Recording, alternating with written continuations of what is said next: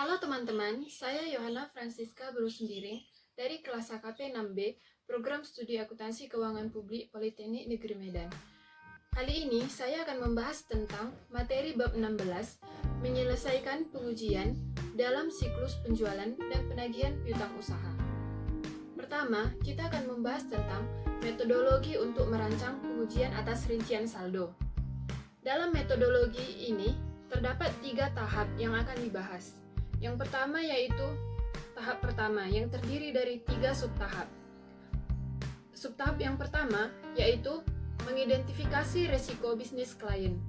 Maksudnya, auditor mempelajari industri dan lingkungan eksternal klien serta mengevaluasi tujuan manajemen dan proses bisnis untuk mengidentifikasi resiko bisnis klien yang signifikan dan yang mempengaruhi laporan keuangan. Subtahap yang kedua yaitu menentukan materialitas dan menilai resiko inheren. Maksudnya adalah auditor memutuskan pertimbangan mengenai materialitas laporan keuangan secara keseluruhan, kemudian mengalokasikan jumlah pertimbangan pendahuluan ke setiap akun neraca yang signifikan. Ketika menilai resiko inheren bagi setiap tujuan untuk akun-akun seperti piutang usaha, auditor mempertimbangkan resiko bisnis klien dan sifat klien serta industrinya. Dan subtahap yang ketiga yaitu menilai resiko pengendalian untuk siklus penjualan dan penagihan. Bagi sebagian besar perusahaan, pengendalian terhadap siklus penjualan dan penagihan kas serta piutang usaha terkait setidaknya harus efektif. Karena manajemen pasti perlu catatan yang akurat untuk mempertahankan hubungan yang baik dengan pelanggan. Jadi, auditor harus memperhatikan 3 aspek, yaitu 1. Pengendalian yang mencegah atau mendeteksi penggelapan. Kedua, pengendalian terhadap pisah batas. Ketiga, pengendalian terkait penyisihan piutang tak tertagih. Tahap kedua dalam metodologi untuk merancang pengujian atas rincian saldo yaitu merancang dan melaksanakan pengujian pengendalian dan pengujian substantif atas transaksi.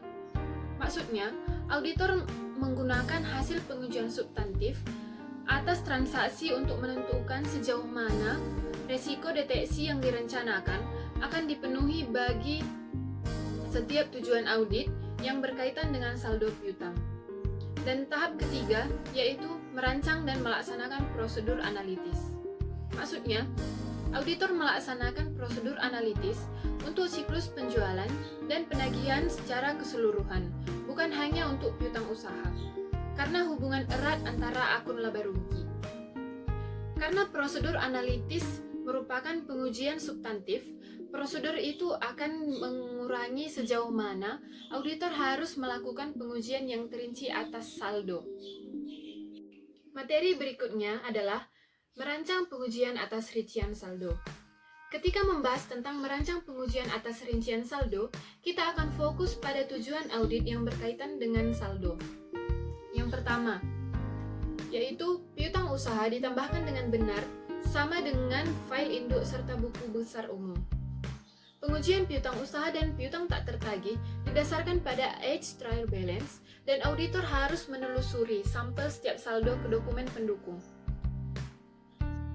Kedua, yaitu piutang usaha yang dicatat memang ada. Konfirmasi saldo pelanggan dilakukan oleh auditor.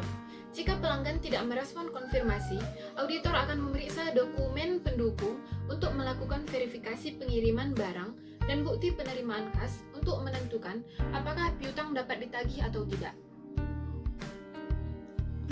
Ketiga, yaitu piutang usaha yang ada telah dicantumkan. Di sini auditor mengandalkan pada sifat menyeimbangkan sendiri file induk dan piutang usaha. Dan yang keempat, yaitu piutang usaha sudah akurat. Dengan melakukan konfirmasi akun dari neraca saldo, dan auditor memeriksa dokumen pendukung menyangkut pengiriman dan penerimaan kas. Kelima, piutang usaha diklasifikasikan dengan benar. Auditor melakukannya dengan cara melakukan review age trial balance untuk piutang yang material. Dan keenam, pisah batas piutang usaha sudah benar. Auditor melakukannya untuk melakukan verifikasi apakah transaksi yang mendekati akhir periode akuntansi telah dicatat dengan benar. Ketujuh, piutang usaha dinyatakan pada nilai realisasi. Nilai realisasi piutang usaha sama dengan piutang usaha dikurangi pengisian piutang tak tertagih. Ke-8, klien memiliki hak atas piutang usaha. Maksudnya, auditor dapat mereview notulen rapat, membahasnya dengan klien, mengkonfirmasi dengan bank, dan memeriksa kontrak hutang.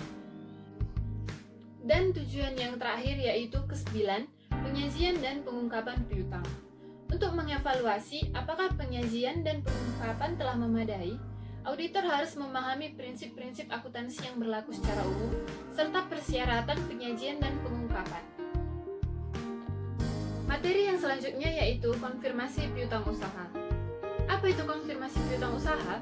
Konfirmasi piutang usaha merupakan formulir yang menyajikan jumlah kewajiban debitur pada tanggal tertentu dan disertai dengan rinciannya.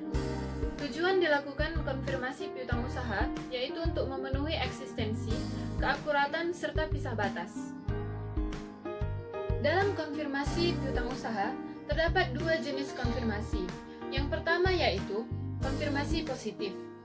Di sini maksudnya meminta penerima untuk mengkonfirmasi secara langsung apakah saldo yang dinyatakan pada permintaan konfirmasi itu benar atau salah.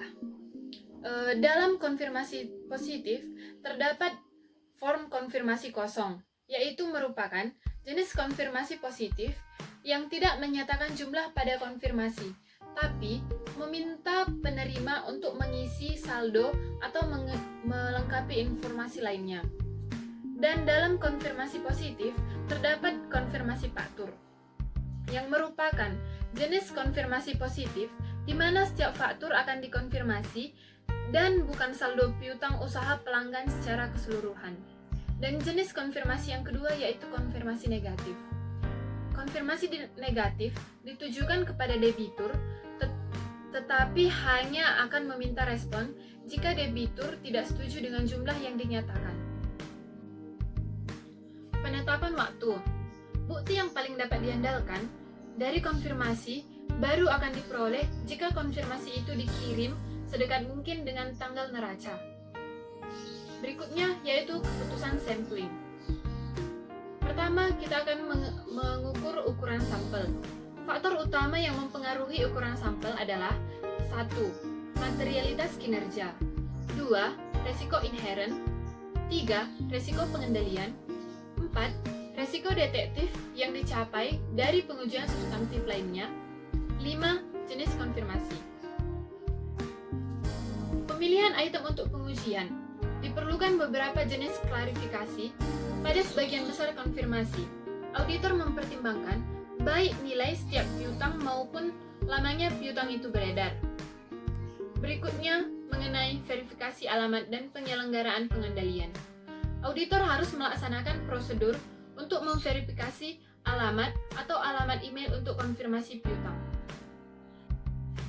Dalam konfirmasi piutang usaha, jika ada konfirmasi yang tidak direspon, maka auditor akan menindaklanjuti non-respon tersebut. Jika sebanyak 3 konfirmasi yang dikirimkan ke pelanggan tidak satu pun dikembalikan, maka perlu dilakukan tindak lanjut dengan prosedur-prosedur alternatif. Tujuan dilakukannya prosedur alternatif adalah untuk menentukan cara lain untuk memperoleh konfirmasi piutang untuk setiap konfirmasi yang tidak dikembalikan oleh pelanggan. Auditor dapat memeriksa dokumen-dokumen berikut untuk melakukan konfirmasi piutang usaha. Yang pertama yaitu dokumen penerimaan kas selanjutnya. Yang kedua, dokumen salinan faktur penjualan. Ketiga, dokumen pengiriman. Dan keempat, korespondensi dengan klien. Jika permintaan konfirmasi dikembalikan oleh pelanggan, maka auditor harus memeriksa perbedaan-perbedaan yang diperoleh dari konfirmasi tersebut.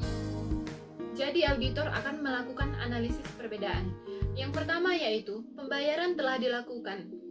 Perbedaan yang dilaporkan umumnya terjadi ketika pelanggan melakukan pembayaran sebelum tanggal konfirmasi, tetapi klien belum menerima pembayaran pada waktu melakukan pencatatan sebelum tanggal konfirmasi. Perbedaan yang kedua yaitu barang belum diterima.